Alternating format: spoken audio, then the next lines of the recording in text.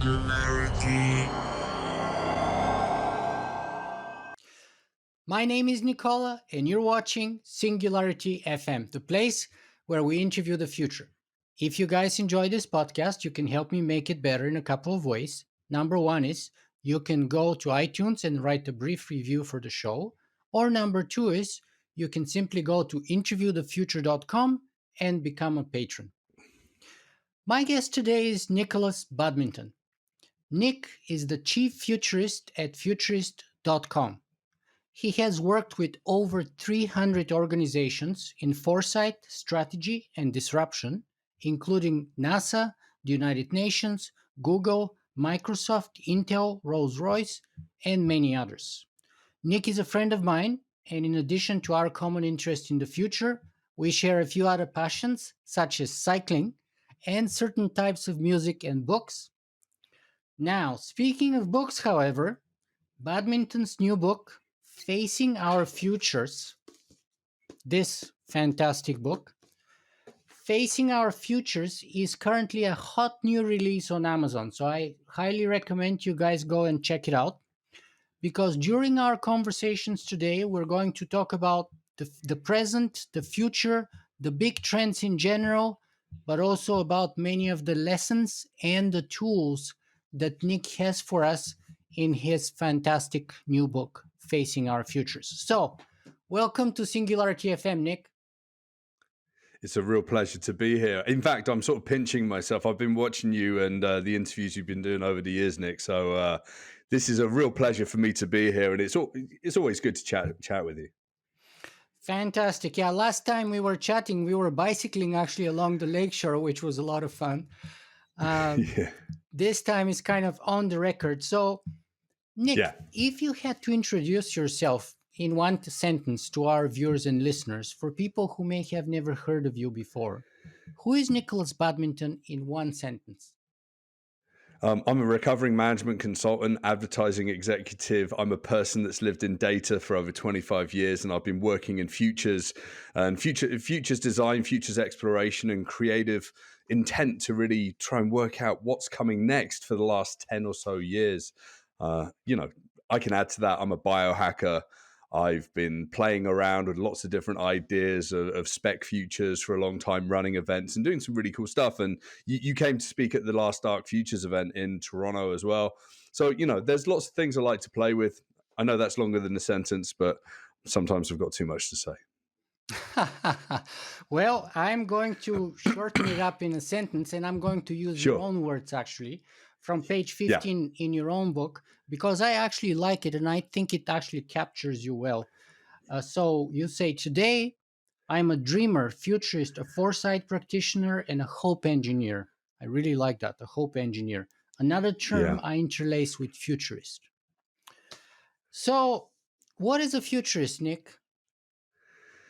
I mean, a futurist is someone that kind of urges the world to be curious about what comes next, shifting that mindset from what is, looking at what's happening today to what if, what might be, in 10, 20, 30, 50 plus years. So a futurist can look at societal and cultural trends. They can look at technological trends. They can look at the big macro systems of the world, of the industrial complex that we're stuck in. They can look at the minutiae within organizations and within technical systems as well. Like I said, we're hope engineers. We're trying to wake people up from their poverty of imagination to really ignite, some attempt at daydreaming about what might come next. Because imagination and creativity is a lost skill within the context of organizations and governmental planning. Wow, imagination, creativity. And you talk about, maybe now I should ask you, because I like how you put it in your book in one place when you're talking about the present poverty of our imagination. Tell me more about Yeah. that. This is something I first heard from my friend Lo Stamhoff, who's the chair of futures over at UNESCO. So we're born as kids, and when we're going through childhood, we've got an abundance of imagination. We play together, we create all sorts of scenarios. When I was a kid, we played Star Wars, or we played Asterix, or whatever. We imagined ourselves as these characters.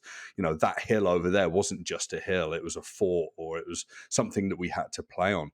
And then when you get to sort of adulthood, we sort of get burdened with taxes and life and having kids and paying the rent and a whole bunch of different things, and suddenly everything gets very serious, and we don't wake up imagining how life could be different, or asking what if. And that sort of led us to this collective imagination sort of deficit. In a way, it just means that within organizational context, we think inside the box, we operate inside the box, and whenever we kind of come up with a crazy idea, we're kind of told to shut up and move forward and stick to the plan, right? So what I try and do in my futures work is try and really sort of blow the doors off of all of that and say, okay, here's lots to see and lots to consider about how the world is changing. What if the world was different for your organization? Like, fundamentally, if you don't change, you end up in stasis. And if you end up in stasis, you end up in a long, slow decline to obsolescence and eventual death. And that's taken from an earnings call that Jeff Bezos had as well, right? So imagination is hugely important to really, dial that up. And I think as futurists, whether it's a keynote or a workshop or writing or doing podcasts, it's to invite people to really wake up and say, okay, let's be curious, let's have fun, let's not discount anything, and let's try and imagine how life can be different. Yeah, and I really love that because you are also saying somewhere in your book that imagination is a superpower. And I remember when I was a kid, as you were saying, the kitchen chair could suddenly become the Millennium Falcon or something like Right. that, and nothing was impossible really.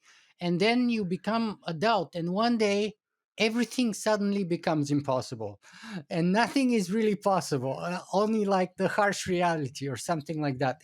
And so in that case, in that sense, I totally love that you're saying in your book that imagination is a superpower because it allows you to break through kind of the prison of your own mind. And unfortunately, that's something that I struggle with on a daily basis to get out of my own kind of established ways of thinking. And Yeah. it's a really hard thing to develop and to sustain. Yeah, it's interesting. You said, last year when we went cycling, and I had all sorts of punctures, problems, and whatever, and you helped me with that. It's interesting. Always remember a little story about a doctor, a very, very sort of wizened, surgeon, expert, global knowledge around surgery. I can't remember which discipline exactly. And every day he rides 17 minutes to work. And in this very sort of grown-up interview, it's like, oh, you turned up, you cycled to the interview, like they were surprised. He goes, when I cycle, I'm 7 years old again, and I look at the world completely differently. And it makes me realize that I'm human and that there's fun in the world. And just even that, or doing yoga or painting, or I don't know, just wandering in nature or whatever, tries to really sort of reignite some of that passion that we had when we were a kid, and that wonder. Look, when do we ever like look back, look at the clouds and wonder what happens? I mean, maybe this is why psychedelics have come into modern society again, to try and liberate people from depression, or try and blow people's minds wide open to rethink, the design of technologies or society as a whole. Right? We're just trying to work out how to reignite that, and I applaud that in people. But there's so many people, in fact, the majority of the populace, that just don't look up and even consider, what's happening out in the wider world, and to take a deep breath and realize that that's a really important part of the day. Yeah, as a funny story, I think Albert Einstein came up with his theory of relativity while riding on his bicycle. And it Right. was kind of in the middle of the night, or after dark anyway. And he was looking at his headlight as he was biking along his path somewhere in Switzerland, and was thinking, what would it be like if instead of a bicycle, he was riding on a beam of light? And how would Right. the speed of light of coming from his headlight compare to the speed that he's riding his bicycle at? And what would the time differential be, and how one is relative to the other, and all those incredible things. So I totally kind of congratulate you on those 50 rules, I think, or lessons that you learned for your 50th birthday, which, by the way, happy birthday. You had a big anniversary Thank you. recently. And I Yeah, think, last year, yeah. I forget if it was number 21 or which one was it, but one of them was ride a bicycle. That's right. Like, go outside, play. I've got a 2.5-year-old son. Play with your son. It's one of the most liberating experiences now that he's kind of like chatting and kind of being mayhem. It's one of the most liberating experiences that's just really fulfilling, something that I've been missing, not only in my life, but my work as well, a perspective, but also a simplicity of thought, and a sort of that childhood exuberance and and innocence. And I think that that goes alongside imagination, like exuberance, innocent passion, just not having a care in the world. And I think that we have to be better at operating like that as a whole. Whether we're in organizations or whether we're in governments or whether we're just going about our daily lives.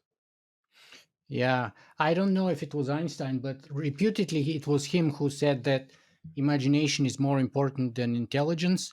I don't know if Right. that's an accurate credit to him or not, but I think there's a lot to it. There's a lot to it, and especially when it comes to the field of futurism, which you Right. talk a lot about in your book here. So Yeah. let's go back on topic here a little bit, and let me ask you this kind Yeah. of a still um, uh, kind of a different question. Is there a difference between a futurist and futurism and foresight professional? So, futurism is the discipline. Some call it futurology, some call it futures design, or I call it a mix of everything. In fact, I sort of switch and chop and change in the book. Apologies for people that are sort of getting confused by that. But generally, I say futures design and foresight. Futurism is the discipline, or futurology is the discipline. A futurist is just someone that undertakes that work. And we see a broad perspective of different flavors of futurists in the world. Pop futurists that sort of, they're very sort of wide perspective and not very deep in knowledge, but kind of imagine that, there's exponential change. And we see people like Peter Diamandis or whatever out there. And it's slightly cringy, but it's very inspirational for people that are just beginning the game. And then you've got really deep thinkers and people like Ray Kurzweil and whatever that have got very deep in terms of thinking, but they're very sort of structural, science based, prediction based sort of futures and futures thinking and futurists as well. I try and just be a more sort of creative discipline in the middle of everything, to try and learn about signals and speculate on trends and try and write and try and get people excited, try and tell stories about things happening today and how they're likely to have a bearing on our futures, to work with people to try and create complex ideas around the interplay, lots of Venn diagrams of the interplay of like three different signals that become different trends and got different effects, and a number of different things as well. And sometimes my approach is more simplistic than maybe academic futurists, which sort of go down the rabbit hole of more complex ideas of multiple states of futures, multiple possibilities and plausible futures, preposterous futures, whatever. So I try and sort of swim in the sea with everyone. Right. I would say that I started off as a bit more like pop futurist, but that very quickly faded about 8 years ago into something a little bit more serious. And now when I work with clients, it's sort of strategy, but straddling into foresight, and that foresight and the exploration we do there, trying to be useful back to the strategic planning today. So I guess you don't differentiate between futurist and foresight professionals the way that John Smart does in his book Introduction to Foresight. And by the way, John Smart is probably one of the most kind of formal foresight professionals. He works for the U.S. Navy most of the time. My understanding is, Right. or the Department of Navy of the United States, and he talks about the difference being, in his view anyway, that futurists are a lot more story centered and story oriented, whereas foresight professionals are a lot more fact based, and maybe from there, foresight professionals are a lot more quantitative oriented. They do quantitative analysis, whereas Right. futurists are a lot more qualitative, and are more focused on kind of telling stories, painting those pictures, whereas the foresight professionals are a lot more about the specifics and especially the closer future, maybe. So if Yeah, and this is the idea of forecasting versus foresight, and super forecasting, which is another flavor. I'll be honest. So I run a Discord for futurists around the world, and it's got some of the greatest thinkers in there that I used to be connected to on Twitter, and then we all sort of had a mass exodus. And we're in this forum, and we have this conversation a lot about quantitative and qualitative, like foresight and futures, and no one can really agree. But there seems to be a consensus that it is about the signal scanning, but it's very much a creative art. So I think that if you come from, say, quite a formal forecasting background, and it's something with military, maybe it's Navy, maybe it's the Army, maybe it's in R&D, it can kind of feel like foresight is more quantitative, and it's more about distinct signals, combinations, nearer futures 5 to 15 years. But I generally don't take things as seriously, and maybe that irks some people. I think the book might irk some people because I sort of swim in the waters and just try and find my own way so that I can explain it to clients in a way that they can understand it. Because I've seen foresight professionals in a room with CEOs, and just look at the futures cone. There's like six different flavors of futures. It's just so complicated that we have to kind of, I think, simplify it down and just say, hey, let's just like sit up, pay attention, get creative, and play with this a little bit more. And that's why in my book I don't really go into too many frameworks. I sort of talk about the things that I kind of find interesting, from like Jim Dator at University of Hawaii, Manoa, the things that I find from Joseph Voros and what came before him with, the futures cone, but taking ideas of preposterous futures and whatever. I'm sort of very particular because I found that they've resonated with executives more than anything else. Yeah. So for the purposes of our conversation here today, I just wanted to get this out of the way that basically a futurist and a foresight professional you kind of use as synonyms. So they're Yeah. not in any way distinct or opposite, the way, for example, John Smart and others say, and that's your flavor, and that's perfectly okay because as you say, Yeah. there's a big debate about that there. But let me ask you Yeah, this for then: sure. what's the biggest misconception about futurism in your view? When I'm out and I meet people, I'm out at dinner and I know that I'm going to be introduced with people, by friends, I just say that I'm a marketing professional, and that avoids a whole bunch of conversations. But when I do say that, oh, I'm a futurist, it always starts with like, oh, so what about predictions? What do you predict for this? What do you predict for that? What do you predict for, a number of different things? And the fact is, we don't do any kind of predictions. Earlier in my career, I'd predict things that would happen within 3 years about mobile computing or whatever.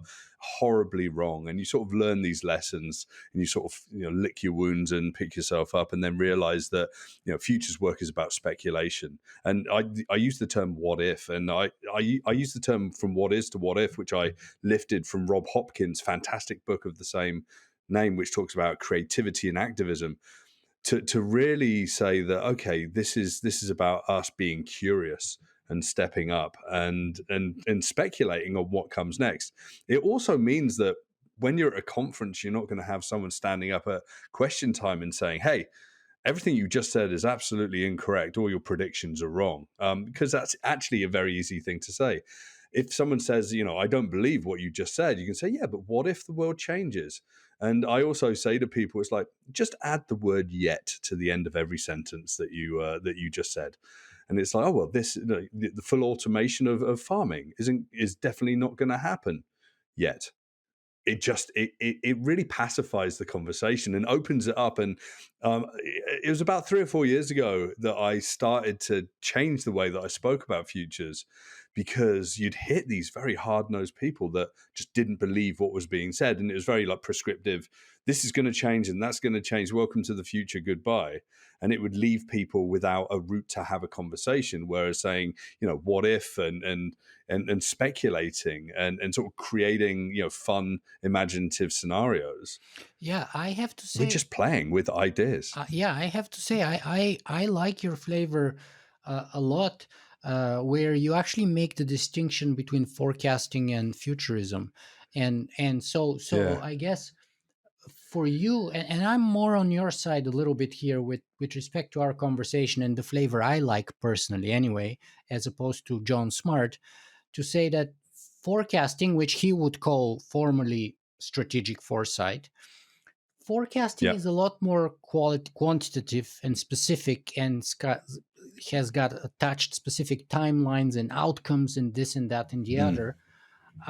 But futurism is a lot more speculative, and we shouldn't lie about that, and we shouldn't hide it. And you're very frank at putting it straight up and forward to be very clear about this. mm, uh, and it's a lot more, again, to what we started our conversation today with, which is our imagination and what if and what might be and how things may turn out, and then so what are the implications of all of that. And so I personally have always kind of gravitated towards your flavor of futurism than John. But again, I don't yeah. have his kind of hard scientific background like he did, and maybe I'm not so quantitative anyway. So I'm not a big fan of statistics and charts and all those things, which are, I guess, inevitable part of your daily work when you work for the Department of Navy, per se. Uh, Yeah. I mean, I still take into consideration forecasts. I still look at quantitative data. I still look at, people that are saying, over the next 10 years, according to all of these assumptions and these conditions, that we could potentially see, growth like this or decline like that or whatever, and percentage points. And I do use them in my work. I absolutely do. But I think we end up with something that's a little bit more useful when we start thinking about people and places and dynamics, cultural change. I often talk about the feelings of our future. How does it feel? And like when we write stories, how does that future feel? And once you can place yourself in a story mentally and the way that your brain works, you start to empathize deeply with the dynamics, and that's why we use storytelling so much with the clients that we work with, because you suddenly can place yourself in that position and tell story. There's an entire chapter of the book that never made it, and it was a piece of fiction that I wrote about San Francisco in the year 2087, about the company Organization X, that I talk about in the book as sort of a made up company that I'm using for my scenario sort of outlines in the book, and that sort of talks about a young girl called Jocasta living and thriving, surviving, having dynamics with different people, some biohacking, some solar punk sort of movements, activism in the streets of San Francisco. And I think that's what forecasting is missing, and that's fine. But at the same time, I haven't read John Smart and what he does. When you actually look at wargaming and things that are used in military contexts, it's very much about telling stories as well. I mean, there's a fantastic futurist here in Toronto called Karl Schroeder, and he writes books. And he wrote a book for the Canadian military. There's literally a novel, design fiction. It's fantastic, and I really love that sort of like it hugely inspires me. yeah, it's called something like Crisis in Zephyr or something like that. That's right. Yeah. Crisis in Zephyr. Yeah, and you can download that off the internet for free, for Yeah, sure. yeah, it's public domain, because that's what they paid him basically to produce the book and make it available online for everyone. I've had Carl a couple of times on my podcast, It's and great. he's had great impact, by the way, on my career and my trajectory and my understanding of the singularity. Uh, he was the guy who basically put the nail in the coffin on the singular future coffin many years ago, when you told me, I like the singularity, but the singularity is like a lens, and I like having other Yeah, lenses in my toolkit. So then I put it down right. and I put on another lens, and it gives me a totally new perspective of the world. And doing this over and over again ends up producing a better, richer vision of the future and the possible futures. And that to me, uh, probably, I don't know if it was 2013, 2014, 10 years ago, was a big light bulb moment, because up until that moment, Right. I was basically more or less a Singularity fanboy. Yeah, for sure. Me too. I'd bought into it. I don't think there was the amount of information out there. There weren't as many people sort of foresight, speculating about what's coming and being creative. And yeah, we were looking to the Kurzweilian idea of singularity. And I met Ray Kurzweil about 8 years ago. You can't doubt that this is exciting stuff, and these are good big ideas that are provocative. But when you start to peel off the layers and you start to realize that there's lots of different paths forward, then I think it gets really interesting. I sort of went through a stage in my life where I had existential crises as I started thinking about artificially intelligent systems and surveillance and data capture and social media networks and intelligence, or intelligence organizations around the world and the dynamics. And you sort of get to the point where you feel that you know too much, and you're sort of sat on a couch in a dark room at 5 a.m. wondering, can you carry on to do this work? And you sort of have sort of levity and rise out of that and realize that, okay, this is the situation, this is the world, but there's a huge amount of human potential, and there's a huge amount of like cultural hijacking of all of these horrible icky systems out in the world that we can actually affect. And I always say that futurism is activism. And I think that that's a really important part of this as well. And that sort of liberated me from being a huge fanboy of the poster people of futures work, and sort of trying to find the more interesting people that live in the shadows. And I was always into like the cyberpunks and Bruce Sterling and William Gibson. Seeing these people speak just really blew the doors off. It's like Kurzweil and William Gibson in a room together. I'd love to see that, because it would just be two people like butting heads like stags. I would place all my money on Gibson any part of the day. And it's again Exactly. because of that Wildly smart. imagination. He's got, if anyone has incredible imagination, it's got to be Gibson. Now, Kurzweil may be Incredible. a brilliant guy, brilliant inventor, and kind of a very nice guy. I did an interview in person with him in his office many years ago, and Yeah. and he Yeah. was like the most humble and generous kind of people that I've ever met. But I would place my bet on Gibson any day, all my money entirely on him. But let me ask you this though, because that kind of brings us, we've had a kind of a similar path a little bit here with respect to the singularity, and specifically what we Yeah. might end up calling the singular future. What's wrong with the singular future? And you even touch a little bit about it in your book when you touch upon the so-called California ideology. And I would say perhaps the Yeah. epitome of that would be Peter Diamandis's book, Bold, The Future is Better Than You Think. Yeah. So what's Yeah. wrong I with mean, that idea that, hey guys, the future is better than you think? so it's kind of so the Californian ideology was a really fantastic article that was written and published on the internet and put out there in the world, which is like profit and money and technological progress at any cost, sell everything to anyone. It's kind of it's a little bit strange and greedy and very Silicon Valley. If you've spent a lot of time in Silicon Valley, it's not really changed its spots in the last sort of 25 years. It's still like relentless. We'll take funding from anyone, we'll sell to anyone, growth at any cost, exponentials, yada yada yada, right?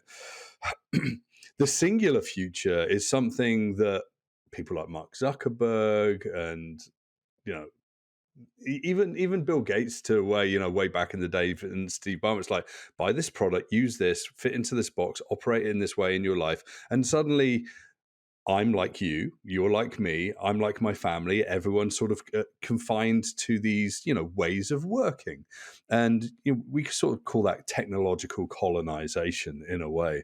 We can only like a post, and then suddenly you've got five different options, but they're only really five different possibilities. But the real difference is that you and me, we've got completely different trajectories in life. We've got completely different, thoughts and feelings, cultural reference points. We've got different hopes and dreams. We want to be in different places. We've got different kinds of relationships, and all of the people that we touch have got different futures as well. So that's why we have to really imagine the plurality of our futures. That's why when I was naming the book and I was working with my publisher, it was like, oh, we're going to call it Facing Our Future. And it's like, no, you have to call it Facing Our Futures. And it's a distinction that I have to teach everyone, that there's a plurality. Every person in the room has got a different future ahead of us. And ultimately, whatever decision you make today creates an infinite number of possibilities. So if you think about the complexity of that and the world, when we're thinking about policy or creating technological systems, or we're trying to write a story to connect with as many people as possible, we kind of have to create some breathing space to allow an opportunity for someone to self-actualize within those platforms or through the story and their interpretation or whatever. Technology finds it really hard to have multiple futures, because they're literally putting you in a box and giving you a manual and saying you work that way. But within that container, you can operate different ways, and you can basically. I think content creation is one of the most interesting things. Like, YouTube works with a set of functionality, but the content that you publish to YouTube can be absolutely anything that you want, within guidelines and decency, right? So that's futures within a future state of technology, right? So it gets really interesting when you think about that. But yeah, this is all about being aware that anything can change, and any people can really have an influence on your life, and you can have an influence on them. And ultimately, the infinite complexity is something that we revel in futures work, but it's also the most tricky thing to work out. Whether you're a fossil fuels company trying to consider renewable energy, a complete disruption to your business, and how 10 different kinds of people are going to basically consume your product. The archetypes of advertising are almost over today. You can't have, I worked with a large telecoms company in Canada, and they were like, okay, our target audience is a white man and a white wife, and he's got a son and a daughter, and the daughter's a little bit older, and the wife makes the purchase decision. And I sat in the room with a client, and I said, you realize that there are single parents, there are queer parents, there are people without kids, there are kids that are 18, 19 years old that don't have parents. There's all of these flavors. There's different machinations in groups. You've got co-housing and co-living, so you're even talking about groups. And then they were like, no, but we can't think about that, because they've got a poverty of imagination. Going back to that, right, Nick? So it's sort of what I'm saying is a long-winded way of, like, you have to think about multiple futures, plural, because we're all different, and we've got that infinite possibility when we all come together. Yeah, I love that. The futures in your title. I love that. Yeah, I didn't fail to notice that it's futures plural, and I love that precisely because after my conversation with Karl Schroeder, and before that, by the way, the other singularity skeptic that blew my mind was Charlie Strauss, who wrote yeah, Accelerando, and yet he himself turns out to be a big singularity skeptic for similar reasons. But right, basically, I got to the conclusion that the multiplicity is always going to be better than the singularity, because the singularity smacks yeah, too much of that kind of California ideology, which suffers from what I would call technological determinism, suffers from right, lack of flexibility, suffers from teleological kind of uh, unidirectional, unitrajectory kind of inevitability to it, and therefore destroys our ability to imagine alternative futures, which leaves us impoverished in our imagination, but also impoverished in our right. reality, as you would say. Yeah, absolutely correct. I mean, and this is what politicians do. It's what leadership around the world does. It's what people that run the companies that we work for and the platforms that we sign up to. It's what everyone wants, because it's easier. and it's controllable and totalitarian from a technological perspective, right? But we know that humans are beautiful and expressive and wildly different. There's a bit of a revolution right now in terms of humanity. People can express their sexuality, they can express their thoughts and their feelings, whether they're really extreme left or extreme right. We're sort of in this big melting pot and this soup in the world, and it's I think it's more vibrant. I mean, there's a lot more conflict and it's a lot more difficult, but this is the way that humanity's been, for the whole of time. But I like to think that there are communities of dynamicism that are actually going to have more of an effect on thinking about progressive policy, progressive technological platforms, and expressions of ourselves, in a digital sense as well as in a real world offline sense as well. So, Nick, we've been chatting now for a little while, so it's time to start perhaps refocusing our attention a little bit more to your book. Sure. Even though I have to say that so far we've been kind of touching on many, or if not most, of the themes that you Right. already go into much into depth in here. But before we do that, let me just ask you, why futurism, man? You started with kind of an admission or a confession, maybe even I should call it, that you're a recovering marketing executive. So Yeah. perhaps you should start by giving us a little more about your why, the story of why and how you kind of ended up as a futurist, if in your previous life or previous professional life anyway, you were in marketing. Well, yeah. So I was a management consultant. I was a technical architect. I ended up in advertising when I moved to Canada in 2008, and I was in strategy. So I was really trying to work out what was coming next. I started to play around with new technologies like 3D printing, cryptocurrencies in the early days like Bitcoin, and just sort of encouraging clients to sort of take a leap in terms of trying out new and funky things. And what kind of switched was a great friend of mine. Moved from Germany to Vancouver where I was living. I hadn't seen him for a few years, but we'd grown up together. And like, we're basically best friends, and he's in futures as well, but he like builds very progressive headsets and a whole bunch of different stuff in R&D labs, and went on to do futures. It got to the point that in 2012, me and him, we drove down to Portland, Oregon. We went to a little unconference called Cyborg Camp. It was being run by Amber Case. And Amber Case is an incredible thinker about thinking about digital culture, cyborg anthropology, calm technology, and a number of different things. Great friend of mine. And we went there, and at this unconference at lunchtime, I said, can I bring this to Vancouver? I kind of want to run a conference like this. I'm curious. And I really got ignited to start, questioning a number of different things. So the following year, got out my credit card. 150 people flew from all over the world to turn up. Amber Case was a bit of a rock star right back then. She'd done a big TED talk and whatever. So me and a number of people, we spoke and we got people together. And there were incredible people in the audience like Chris Dancy and some people that I highly respect. And it sort of ignited this idea of like futures. But it started off with, the future of humanity and technology. And then the following year, it sort of bled out into education and government, doing some speculative futures work with people like Afshin Mayan, that does like works with Elon Musk and a number of other people at Neuralink now on designing their systems. And it sort of rolled along. I started writing a lot of sort of more provocative pieces in the Huffington Post and Forbes. I eventually got to a point where I was working for a software company based out of Australia, and it was a gig platform company. And they were like, "Are you a futurist? You're doing all this stuff, or are you our regional director?" And I was like, "Well, I think it's time to move on." And I sort of leapt into doing the future speaking and doing a lot more TV and radio, and that sort of really ignited everything. And I call myself recovering ad exec and management consultant, because those are jobs where you're literally told what to do. You have to literally smile and shake the hands of clients and say that everything's going to be okay.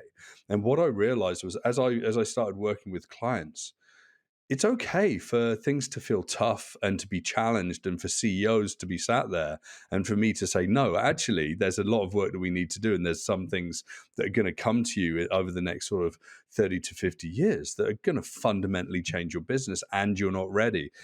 So I kind of say that I'm hired for the things I used to get fired for. Right. It's kind of interesting. So that's why I say I think I'm kind of recovered. I think I've recovered from being an ad exec, and I learned so much good stuff from being a management consultant. I got to work with some fantastic people in companies. But yeah, now we've got an honest conversation in life, and there's no looking back. I'm kind of unemployable by normal companies, but I can be hired, and the teams that I bring together are hired to be in the room to be different, to challenge people, and so that people suddenly walk out of the room with a little bit of a broader perspective on the world. And I've literally had people walk out of lectures and workshops, quit their jobs and gone back to university to do a different kind of like master's degree to change their focus in life. I've also had like legal professionals that run practices that have changed entire practices after seeing some of the things I was speaking about, and having conversations with me, because the landscape was changing and they realized that there was a huge opportunity. There was one down in Detroit, and he suddenly changed his focus towards electric vehicles and autonomous vehicles. And now he's got this amazing legal practice that was about 4 or 5 years ahead of everyone else in starting to talk about that. So it's kind of hugely exciting to me. Good for you. Good for you, Nick. I'm very proud for what you've done, because most ad executive or marketing people would never actually dare to do that kind of a jump into the unknown of the future and start creating it. And that kind of connects with your other kind of slogan. It was also, you mentioned it already, but it was also one of your 50 things for your 50th birthday, and that was that futurism is Yeah, activism. I'm a big fan of that, yeah, and the best place to start doing that is always in our life, obviously. uh, right, but even exactly. though most people miss that point entirely, and it's always about, from an advice point of view, you should do this and you should do that, but they don't do it themselves. And I always say we have to all live our message, otherwise it doesn't work, because it doesn't matter what we say unless we live it. So let me ask you this then. Let's start from the big picture and then zoom Yeah. down and see if, how, and where your book fits in it. Because you're a guy who looks at signals and trends and how things may turn out 5, 10, 20, 30, 50 years from now. So Yeah. what are the interesting signals that you've been monitoring for the last decade? What are the big trends that that all of us should pay attention to or be aware of? And perhaps most importantly, what do they tell us, and how do they compound to create the biggest challenges or problems that our civilization is facing today, in your view? So if you'd go back like 8, 10 years ago, I was very much focused on the growth of data, the application of artificial intelligence. In fact, I studied artificial intelligence at university. It was very sort of rudimentary back in the 90s, but following the trajectory of that and the growth and the effect and the sort of the ability to really change the world through insight and through automation, I was really focused on that. In more recent years and over time, as I got to work with people that worked in the natural resources industries, to work with the United Nations, amazing people like Yusuf Nassif, the director of adaptation at the United Nations Framework for Climate Change Conference. I then started realizing that sure, it's okay to look at the systems and the sensors and genetic engine, all this good stuff, and I still do that. But really, the things that excite me now is getting into the details behind global dynamics around the water energy food nexus and how water scarcity is affecting energy generation, how renewable energy is sort of overtaking fossil fuel investment and generation and changing dynamics, how things like agriculture and food production at scale is struggling, but sort of really been the thing that's helped grow GDP in society and country and population and culture in a way, right? So I look at those three. It's the nexus, so the water, energy, food nexus. I also consider waste very carefully. When you start to realize that the mass of all plastic waste in the world today is twice the mass of all mammals in the world. So we've got a huge amount of waste. We literally bury it underground and say that, and every day we're, waste is a cultural artifact of our industrial revolutions, right? So they're the things. They're the big mega trends. I love looking at population growth. I love looking at dynamics and changes and the dynamics of economic changes where you're going to have China and India becoming like the top two economic powers in the world, with the US relegated to number three. How like places like Lagos, Nigeria in Africa is going to be 55 million people by 2050, or 88 million people by 2100, a new breed of megacity, and the dynamics that can come from that.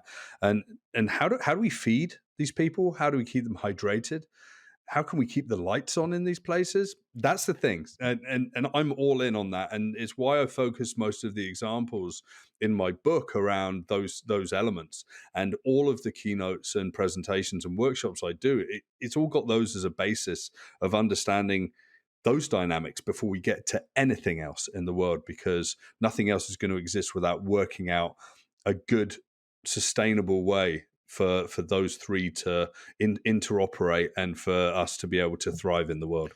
Well, what about those like Mr. Elon, who would tell us that the biggest challenge that humanity is facing today is AI, and it's bigger than nukes, and it's kind of like Right, calling the demon from those horror movies, etc., right. etc.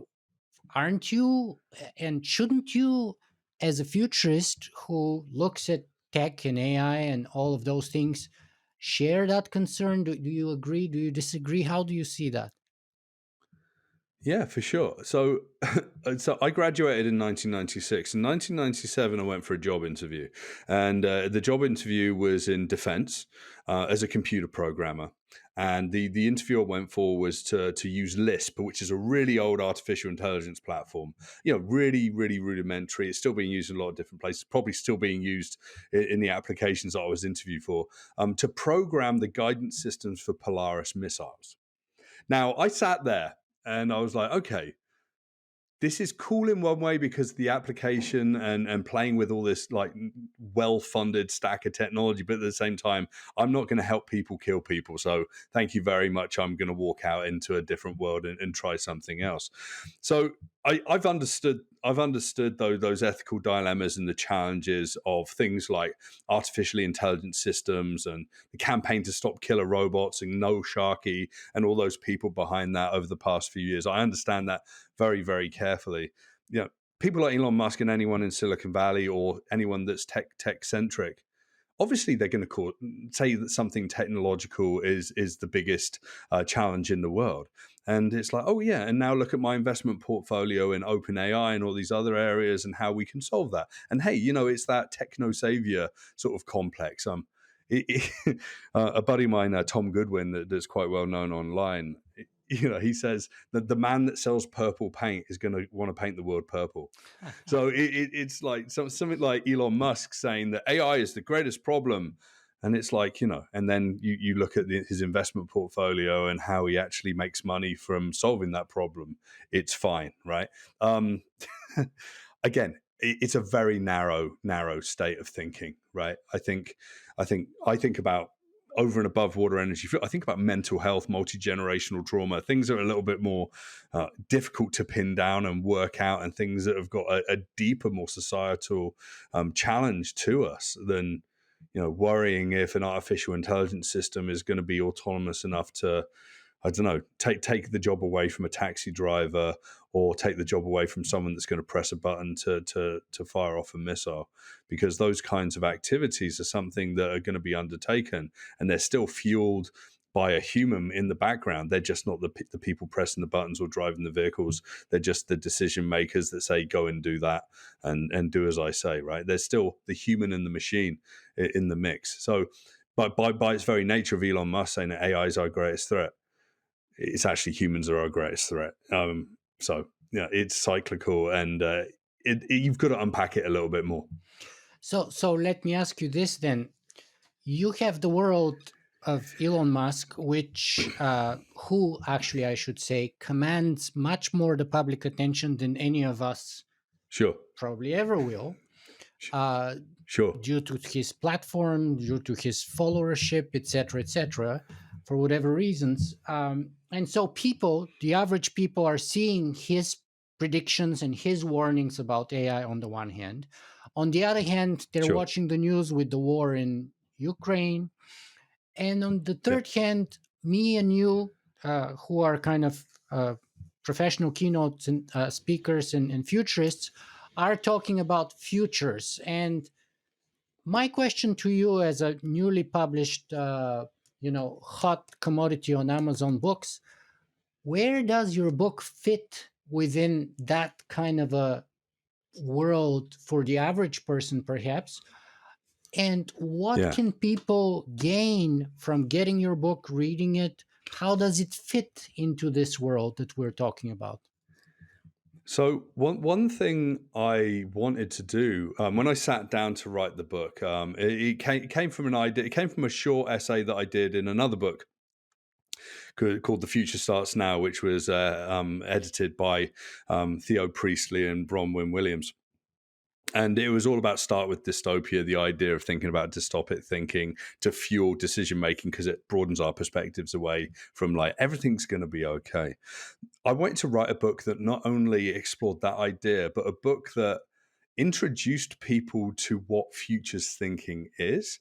So it's almost a little bit simplistic, and I've shared it with other people around the world. And some people are like, well, it's not really, exciting in the way that I thought it'd be. And it's like, no, but this is for the executive that's starting from no idea around thinking about futures, or people in ad companies or people in government that have been sort of focused on 4 yearly cycles and haven't really looked up and considered how big the world can be.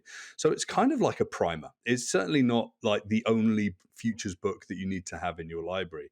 It When I write books and when I read books as well, I like to have a reference. I can read 5 or 10 pages and it's useful, and then I can leave it alone and I can come back to it. So that's kind of how I've written it. I mean, it's a little bit conversational. It's a little bit introspective, but I've tried to put tools in there that are kind of useful, or reference points or stories that are kind of just going to help us like shift our mindset a little bit as well. So, I mean, that's what the book is all about, is really just priming that, plus introducing some of the methods that I use as well. And even the idea around futures consciousness and changing our mindset to be open to new ideas. I've just tried to really highlight amazing thinkers that are out there that have done incredible research reports that need to be shared. So this isn't like a completely unique piece of work from me. It's like a perspective, and it's shining a light on probably like 24 people that have done incredible work and need to be sort of recognized, and we can dive into their work a little deeper and then apply that in different ways. So, in other words, what's the change you'd like to make with your book? Or, in other words, maybe another way of saying that will be, what's the impact? How would you measure your success of your book? What do you want to accomplish? What do you fight for? What do you fight against? Yeah. So I was in this time last year, I flew down to Scottsdale, Arizona. I spoke at a conference. It was my first in-person conference since the pandemic went down. It was Everyone was vaccinated and tested. Everyone was wearing masks, and these are like the presidents of Pepsi and other people like that. And one of the other speakers was a great guy called Paul Polman, who was very kind to give me an endorsement, ex-CEO of Unilever. And now he works for an organization called Imagine, and starting to really, really, motivate people to be more sustainable and think about that. And he did a study and he shared this with us. And he said, long term, in the context of a modern organization in the US, in terms of long term package for recognition of results, is about 1.3 years. So, what I want to do with my book, I know it's crazy. absolutely insane. There are no CEOs. There's certainly no CEOs in the West. I don't think that I can imagine that have got like 50-year horizons or 100-year horizons and think beyond, them existing today. Maybe Von Chouinard is the only person that comes to my mind. Right. I mean, you've got Masayoshi Son from SoftBank, who's got a 300-year strategy. You've got people from, Kyocera, the CEO over there. He's got a whole new way of thinking. He's almost like a Buddhist monk, sort of a approach to things as well. But what I want, Nick, is for people to read my book and to look out a little further, even if it's 5 to 10 years, and have an idea of what comes next. And a couple of years ago, I was working with a great friend of mine in Halifax, Nova Scotia, and he's got a startup. And he saw me speak, and he goes, "There's something to this futures work." And I've just got this platform, and it was for the management of human resources, like janitors and the such like. And he goes, I want to explore, future horizons. I was like, okay. It's like, what's the vision of your company in 5 years' time? He was like, I don't really have one. I just want to get acquired. And it's like, okay. So we started at ground zero, and we went through and we did some workshops. In fact, some of that work, and it was paid for by the Nova Scotian government, which is fantastic. We went through, we did the work, and suddenly now they've got a vision for 20 plus years. They understand their role in the world and their impact that they can have in the long run. They can understand, the roles of community and technology and dynamics of business better than they have ever had. Following the work, they restructured their board. They got rid of some of the people that were sort of, the older way of working and the people that weren't being progressive. They brought in new people. They restructured things. They came up with new ideas of products and new ways of consumer engagement based on futures thinking.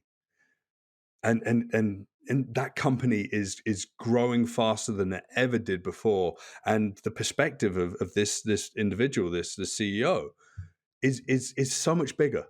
And when I see that, I think that there's an incredible opportunity for any organization to do this. I'm working with a very large global engineering company, and they're fully embracing the idea of scenario planning and thinking different about, what new business lines that they can create, how they can get into things that are clearly going to be a huge impact in the world that they're not playing a part in.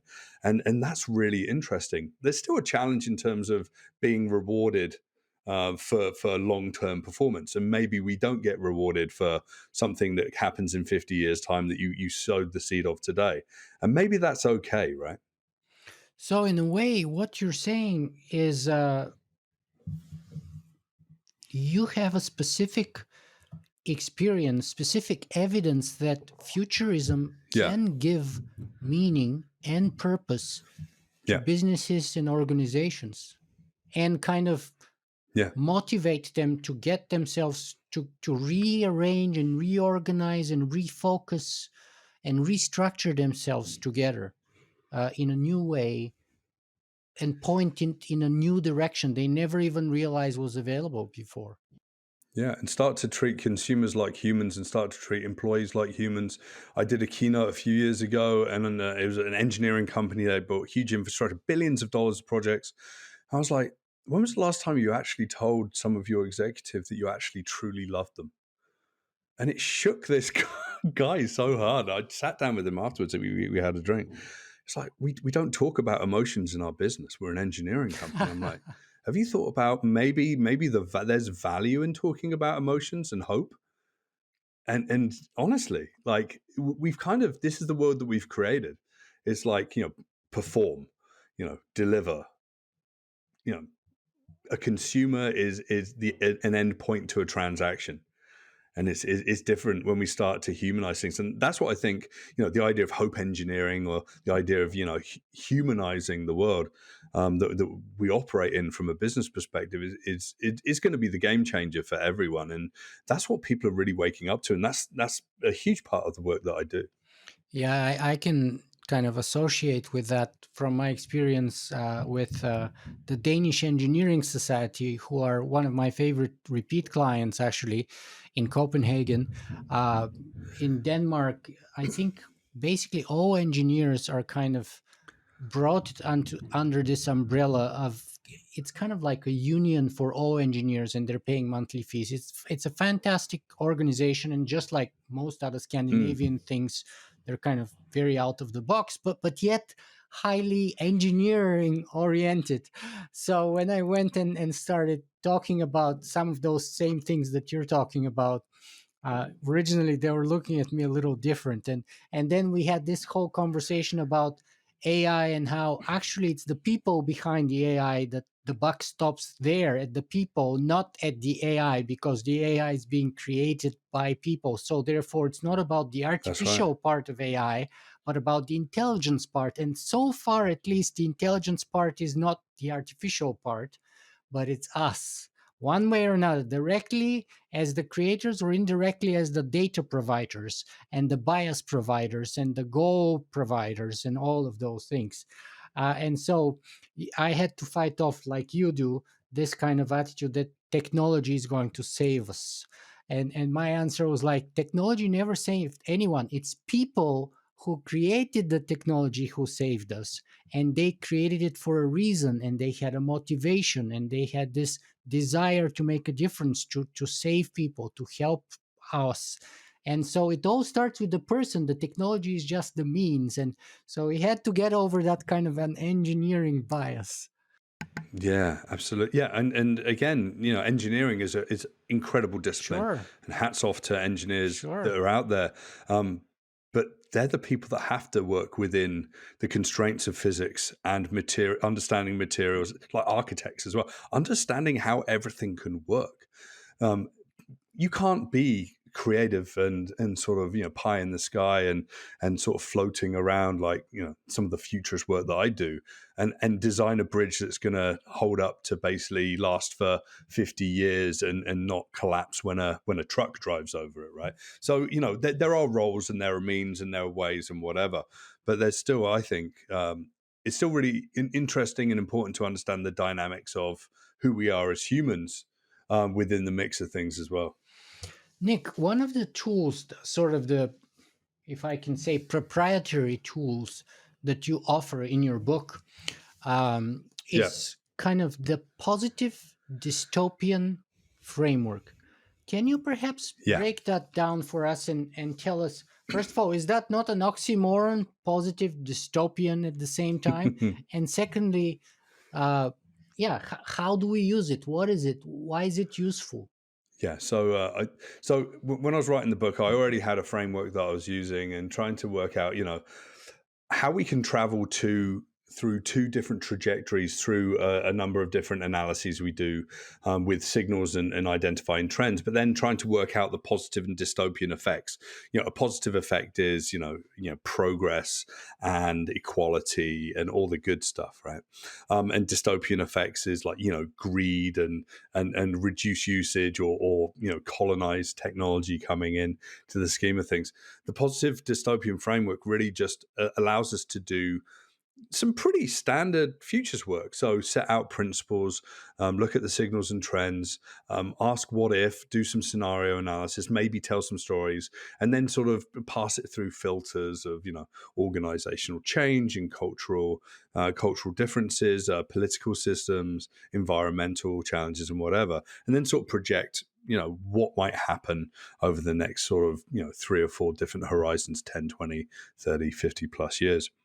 So the framework that I put together has got a slightly different flavor, that you can take a group of signals and it might be about energy and water and food, and you can mash them together and you can do analysis. Now, a lot of traditional futures work is very much focused on positivity, and that's fine. It's like, okay, what good can come from this? Let's think about a positive trajectory. But I very soon realized that if we didn't consider how bad it can be with bad decisions that have historically happened, the last 300 years of the industrial revolutions that went before us have literally been a litany of decisions focused on more dystopian principles around greed and control and very sort of closed systems. If we don't do that in futures work, then we're ignoring the opportunity to see how bad it can get. what risks can exist in our future, and how we can actually tell that story. So the positive dystopian framework is sort of being provocative in its name, but it's just saying that there's two sides to this coin. We have to be holistic, and when we do this work, you have to realize that we might come up with a situation that's not necessarily making us feel comfortable, because something that's a possible future has actually got some terrible effects on, how we live, or equality or equity and whatever. And we have to be careful with that. What we're seeing in the world is this short-sighted thinking. Politicians stand up and say, okay, small nuclear reactors, that's going to be our future. And in the prairies in Canada, and it's like, well, you're saying that because you found huge uranium deposits in northern Saskatchewan.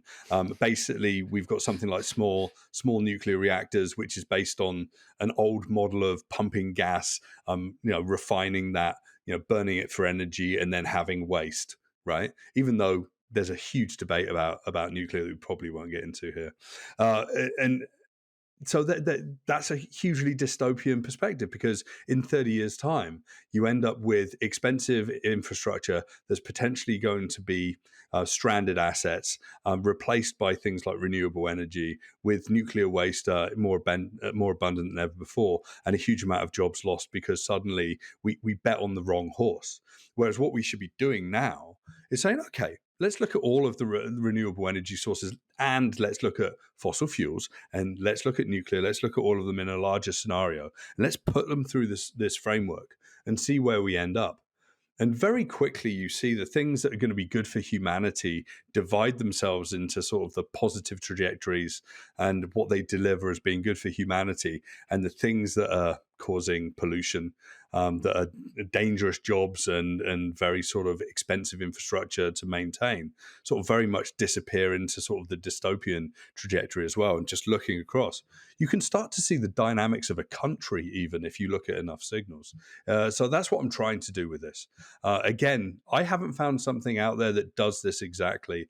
And the clients that I've worked with have had a lot of aha moments, realizing that suddenly, we can make different decisions and suddenly get ourselves into a bad situation. But we've now got the foresight to understand that, beyond the four-year election cycle, in 25 years, that there's going to be something that we have to take care of. So if we have honest conversations about that today, and we have to go and get more money to invest in something that's maybe a little bit more expensive or more experimental and whatever, at least we can start those activities today. And I think that it just makes things a little bit easier from a conversation perspective. But obviously, when you present the idea of scenarios and stories and speculations, people can still say, well, that's nice, but it's just futures work, right? It's speculative. But then it comes back to what if? What if the world does change? And it's interesting. I was chatting to a fossil fuel company 2 days ago, and I don't really work with fossil fuel companies unless they want to imagine a world without what they do today, and they can imagine themselves to be providing energy in a renewable way. And I'm not talking about clean gas, which is just insane. But when you sit down and you start writing down what if questions, and it's like, what if in 30 years' time, no one's going to buy your product? Your company doesn't exist. Then executives start to really step up. And that's a dystopian situation for their company, right? But on the positive side, they've got the capital to be able to invest in renewable sources and dial that side up of their business, and suddenly change the world and be the good guys for once, right? Yeah, I think psychologically we're very much motivated by the negative, by the aversion to things that we don't want to let happen. So I can see how your argument makes total sense to me, that high level executives would be very much motivated by the dystopian future. Now, many of them may not want to hear it. Like, for example, I was Right. sort of being pitched by my agent to do um, a chicken producers conference in South America. The Sure. South American, I don't know, chicken producers were getting together in maybe Chile. It was, Yeah. I forget. Anyway, and so we were pitching kind of like an out of the box uh, potential for me to go be their keynote speaker, and I told him, look, I'm going to be straight up with you guys. I've been a vegan now for 8 years. So you Right. may not want to hear one word that I want to say, and neither may your members. However, I believe that there could be a lot of good uh, kind of information and future possibilities for you to consider, looking at it Right. from the other point of view, a view that you maybe you don't consider very often, in your business. And I think that Right. can only make you stronger in the long run, even though it may be annoying and irritating, but it can actually be very rewarding if you consider it seriously. Unfortunately, uh, they, they Yeah. so they didn't want to proceed with it ultimately, but that was their choice. They're just, yeah, this is the confirmation bias, Yeah. right?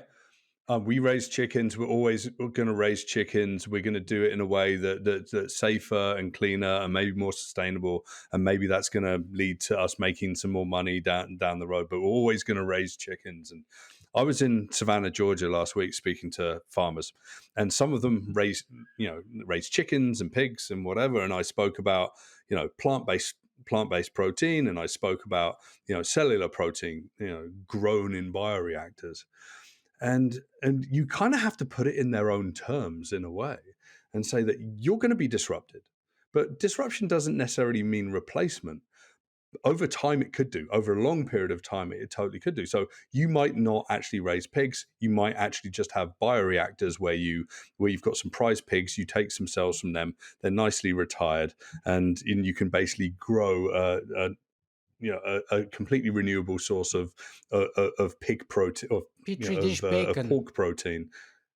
Yeah, exactly. And it's interesting. You sort of talk about this, and they're like, oh, this is a fad, and that is a fad, and is it like computers were a fad, cars were a fad, bikes were a fad, everything was a fad at some point, right?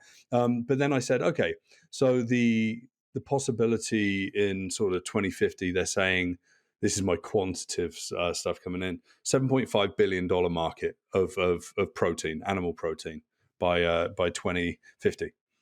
Just take 1% of that. That's a $750 billion market. And it's like, do you not want to be part of a $750 billion market? It's just 1% of your business. So you can just diversify. You can help these people do better.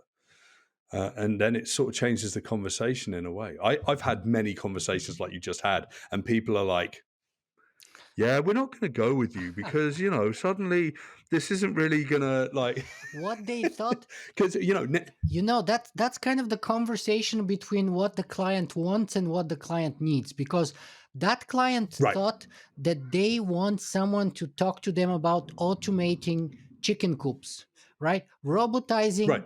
egg production, the chicken processing, and all of that. So that's fine, that's okay, Yeah, that's futurism for them, right? Tell us how we're going to get sure. robots to do our chicken farms and process like that. That's kind of their idea. So that's what the client wants. Right. But I believe that the client needs a bigger picture than that. Not that Yeah, for narrow sure. automatization kind of a view, but even the bigger picture, that there may be shifts, that there may be undercurrents that undermine and make you obsolete completely, right? But Right. so we have to struggle, you and me, with like what the client wants from us, and actually us trying to give them what we believe they actually need. I use the Trojan horse sort of approach, and I will talk about the role of data and automation and all these things, and then I'll start talking about growing human organs in pig human chimeras, and what do you do with the carcass of this like human pig bacon, and then I start talking about growing protein in bioreactors and how regulations are changing, and people like Tony Seba are saying that the beef industry is going to be bankrupt in the US by 2030, deflecting to make them look, just so they've got this broader picture. So I sort of Trojan horse into the situation. But at the same time, Nick, like with you as a vegan, right?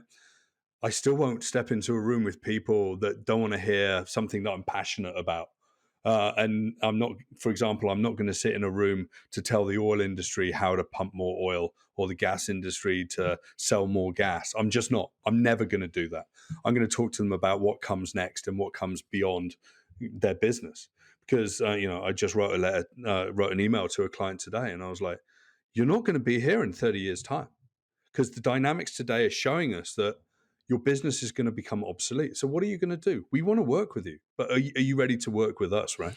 And that's again coming back to that recurring theme that we've touched on several times, that futurism is activism, because it is not That's right. just the possible future or the plausible future, as when we were talking with Glenn Heemstra, who is one of your colleagues at futurist.com, Yeah. but about the preferable future, right? And so we have to be clear and distinct about all of those possibilities, so that ultimately we can make the right decisions and steer us towards the preferable futures rather than the plausible futures. And that's another thing that I think is important for us to, and we're both kind of beating that drum against the California ideology, and in general, but also I would claim Peter Diamandis in particular, because there is that presumption there that things are going to turn out for the best on their own accord. Yeah. That, you see, the future is better than you think, so don't worry about it, right?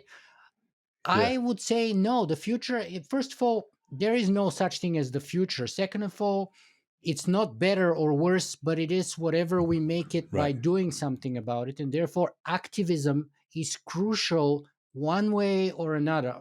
So if you're passive, maybe it's going to be one outcome. If you're active and proactive, it's going to be maybe a different outcome. And therefore, we should activate people and mobilize people. So I'm totally with you on that, and I applaud you for doing Yeah. this with your clients. And I know you've had to pay the price a couple of times too, by the way. You mentioned in the book.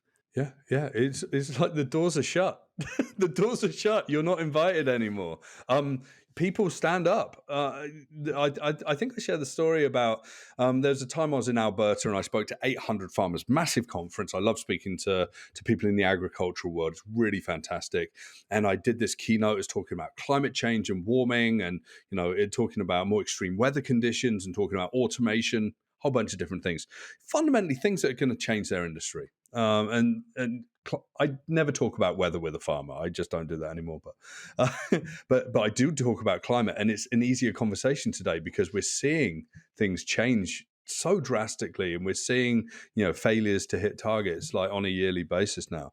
But this guy stood up and he was like, "Everything that you just said was bullshit." And I was like, "Whoa!" 800 people, right? So I'm looking out on the stage. I was like, "Oh, why?" Well, some of this data here and that data there and this, and you're saying that, and I don't believe. I said, well, you're kind of right. I've considered this very carefully, and I've really sat down and I've tried to. And then he just started to unravel like all of the tropes of like, you didn't talk about nuclear energy. And I said, well, I don't particularly find it to be a safe form of energy, and it's like. And, sort of gets people ruffled up, and you start to talk about automation that gets people ruffled up. Start to talk about global warming, the amount of farmers that hate Greta Thunberg for standing up to the system. I can't even begin to count the number of times. Every time I go to a conference, and it's like, you're scared of a 19-year-old young woman that's standing up to rights and calling out people that aren't doing anything. You're afraid of that. Like, what? There's a deeper journey within yourself when we talk about that. But yeah, you do, and you find this, and suddenly you've got all these people chuckling, and the memes start flying at you, and all these mad sort of graphs of climate change that and and strange conspiracy theories hit you on Twitter. And that was the tough moment that I seem to mention earlier, where I sort of switched from welcome to the future to let's shift our mindset from what is to what if. And I could have shut the guy down. It's like, what if the world changed? After that, after the Q&A, and there's some really good questions as well. I went down, I met the guy, and I said, give me your email. I'm going to send me your questions. And I sent him lots of reference points. I said, this is about analysis. This is the broad perspective I have. After about an email or two backwards, nothing, just gone, disappeared. Didn't want to engage, didn't want to change his mind and whatever. But then what's really interesting, Nick, later on, I had an interview and a podcast with Real Agriculture, and I was chatting to Sean Haney and some of the people. And that guy was from a wheat growers association. And that year in Alberta, they'd had probably the worst harvest due to floods. Yeah, yeah, And they were literally like wounded animals licking yeah, their wounds, looking at someone to tell them that the world's going to get better by implementing all of yeah, these new changes. yeah. And meanwhile, their businesses are almost going bankrupt, right? So that's a really important lesson in this It's tough. situation as Yeah. well. So it's tough, but like even these companies that we see as maybe legacy companies with the energy or food or whatever that are going to have to change. There are dynamics within them that you have to uncover. You have to have those conversations. You have to understand. One of the things that you make kind of clear here, I think, at least indirectly, if not directly, is that you really have a couple of sort of attitudes towards the future. And one is like, okay, I can choose to fight to retain the past or bring back the past, and that's really Yeah, kind of an uphill battle. And the yeah, further away you go from the present into the future, the more uphill and tougher it will be to restrain any change from happening, because change is always a constant, right, in any system. And so the better choice is, okay, what's the kind of change I'm willing to embrace? How could I yeah, shift the present change towards that kind of change? And how could I learn to benefit rather than being hurt from it? And maybe reposition myself in a way that benefits me rather than destroys me. Right. So those are the really yeah, the kinds of choices that we have. And I think that stands true for us as individuals, and also and professionals, but also collectively as corporations, as organizations, and even at the sort of a civilization level. Um, so, so Nick, let me ask you here. You also finish. You have very detailed kind of a framework that has almost, I think, 10 steps, if I remember. that's And right. the first 8 steps were kind of the more traditional approach, and the last 2 steps were kind of like Yeah, the icing on the cake, in a way, if you will. And they were called backcasting and futurist consciousness. yeah, Talk to me a yeah, little bit more about understanding what is backcasting first, and yeah. secondly, what is futurist consciousness. Yeah, the backcasting piece is sort of steps 9 and 10 of the framework I've got laid out, which is the backcasting strategic planning. Because I truly believe that we can do this exploration of futures, but it can't just live as this exploration. It's going to have some indications that things are going to change. So you sort of you use a process of backcasting where you start to look at a number of different scenarios, and you start to understand, at those future states, the people, the process, the governance, the solutions, the programs, the projects that will probably play out. But then you start stepping backwards to think about what needs to come before that future state. And you might choose a number of horizons closer to where you are today. Then you can start to see, okay, once you do that, and this is probably the toughest part of the futures work, because you're trying to meld like foresight and futures exploration with strategic rigor, right? And maybe some of that forecasting as well. And you're trying to just literally, what I tell my clients is, you're just trying to get some evidence that the world is going to be different, but evidence that you can act upon, right? So, for example, in energy, that renewable energy is going to be dominant in 30 years' time. So, how do we step back from where we are today, and what are the steps between then and where we are today, and how can we make better decisions today and start to plan out, those next 5 to 10 years? So if I'm speaking to engineers, I perhaps should call it reverse Yeah. engineering from the future, what you call backcasting. Well, exactly. You're reverse engineering, but what you're doing is that you're then trying to use sort of what's a fairly traditional approach of sort of strategic road mapping, but in a reverse sense. This was the most tricky chapter to try and capture, and to sort of explain what we need to do. And I've sort of lent on some really big thinkers in this area. But when we do go back and we start to see, even if it's really simple ideas about big questions that we have, at 5-year increments, that can be incredibly powerful, right? And we're starting to see that a lot of companies are starting to talk about futures in, their annual reports and whatever. So if you do futures work and you've got that, and then you've got a company that has redefined what their legacy is going to be from like 50, 100 years into the future, back on today, then it gets really interesting, right? Shareholders get excited and whatever. Elon Musk is kind of one of those guys that, with Tesla as an energy company and solar, and then SpaceX as a commercial rocket company, he was talking about that a good 10, 20, even 19 years ahead of when things were starting to happen, and you were like, whoa, landing rockets, for example. It's like, and no one else was doing it, and it took a perspective, and then all he did was, right, we need to do that. How do you work your way back? It's the same with futures, whether it's agriculture, whether it's a company that operates in software, or consumer engagement or content, the metaverse, Nick.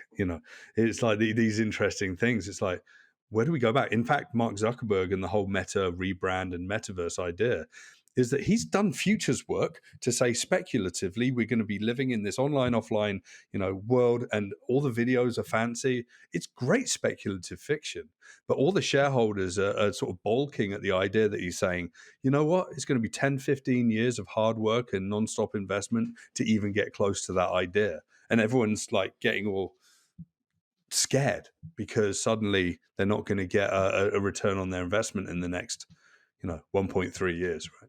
And this is it. So it's kind of really, really interesting. So there's a little bit of backcasting going on there. But yeah, it's really tricky backcasting. But then back to strategic planning, because simply, we've got a goal. There are objectives that help us reach that goal. There are strategies that feed into the objectives, and we measure the tactical executions that go underneath them, and we measure everything, and we progress forward. But like, great for 6, 12, 18, 36 months.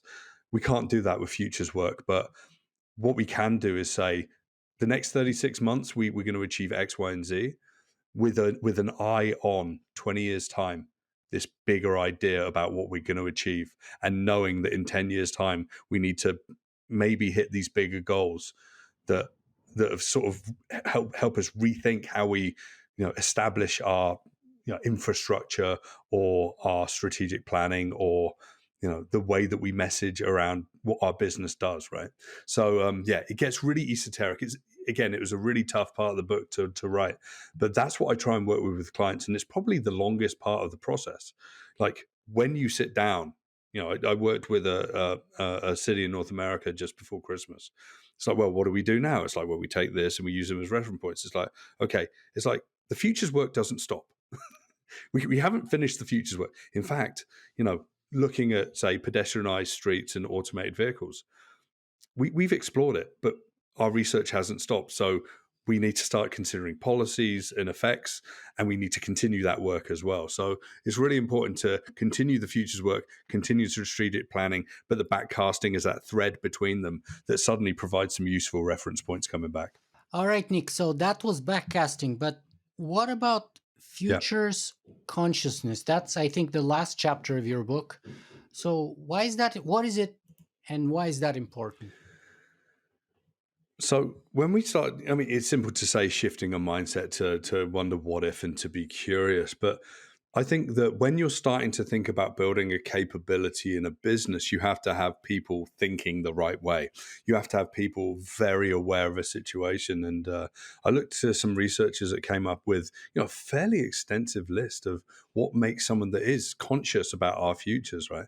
And I've just got it here, right? So everything from like self growth and the skill and love of thinking in multiple modes of understanding, expansive temporal consciousness. It gets very deep, deep purpose and tenacity, creativity and the adventuresome spirit.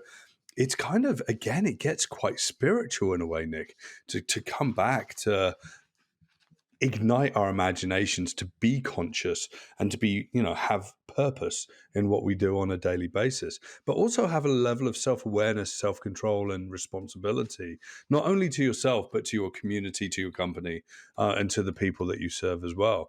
And a level of balance and temperance, to really work out, what we're doing is important. Well, what we're doing, we might just be providing the best cheeseburger in New York City, right? It could be as simple as that.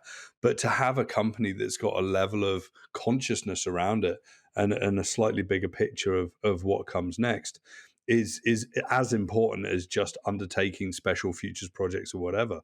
It's like when people talk about innovation. Innovation doesn't live in innovation rooms with innovation teams. It lives in the heart and drive of every single person in the organization, right? Where someone can come up with an idea that it is literally $1 million idea. With futures, it's about people really seeking out something bigger than themselves and what the company is doing today, and really believing that as an individual they've got a role, and as a part of an organization and the dynamics that they play within that they've got a role as well. Yeah, for me, what I took from that chapter, to put it in one sentence and sum it up, is that futures consciousness is understanding that imagination is our superpower. We touched upon that. Yeah, And that breaks down, if you have that kind of imagination as a superpower, it breaks down any wall. So that's what I took most out of that, and of course you go into a lot more into it, but that's what I took down, and I think that's a very powerful takeaway. So Nick, we've been yeah, talking now for a long time here, and unfortunately we have to bring our conversation to a close. Let me ask you the sure, traditional two last questions that I always ask of my guest. First one is, where sure. can people find more about you and your work? I'm all over the internet, so you can type in Nikolas Badminton. You'll find me on YouTube and LinkedIn, and a little bit on Twitter these days, though not as much. I run Futurist.com and the think tank there. You can find me there. You can also find me at nicholasbadminton.com. You can buy the book Facing Our Futures from good independent booksellers first. And if you really want to, you can buy it from Amazon as well. So, I'm everywhere and I try and connect with people as much as I can. And if you're listening to this podcast, don't be afraid to email me, like nicholas@futurist.com, or link with me in LinkedIn. I like to have conversations about more than just booking me for a talk or doing a gig. I like to hear new ideas from people out there, or jump on phone calls with people that are doing industrial design at university that want to discuss agricultural futures. I just did that with someone from Chicago earlier this week, or people that are creatives that are suddenly trying to expand their own mind. So the door's open, and I think that's really important. So futurist.com, nicholasbadminton.com. You can Google my name. So, Nicholas Futurist, Nicholas Badminton, what's the final message? What's the one thing that you want people to take away from our conversation here today? We can have hope, but that hope is nothing without imagination. And we also need to realize that nostalgia is the greatest threat to good futures thinking. So we need to somewhat shake off our history and look towards the horizons with love and hope and positivity. And we need to not be afraid to understand that some bad things may come, and to explore what they look like so we can prepare for them as well. Wow, nostalgia is the great threat to our futures thinking. Nick Badminton, thank you so much for being with us here today. Thanks, Nick. It's been a real pleasure. Thank you.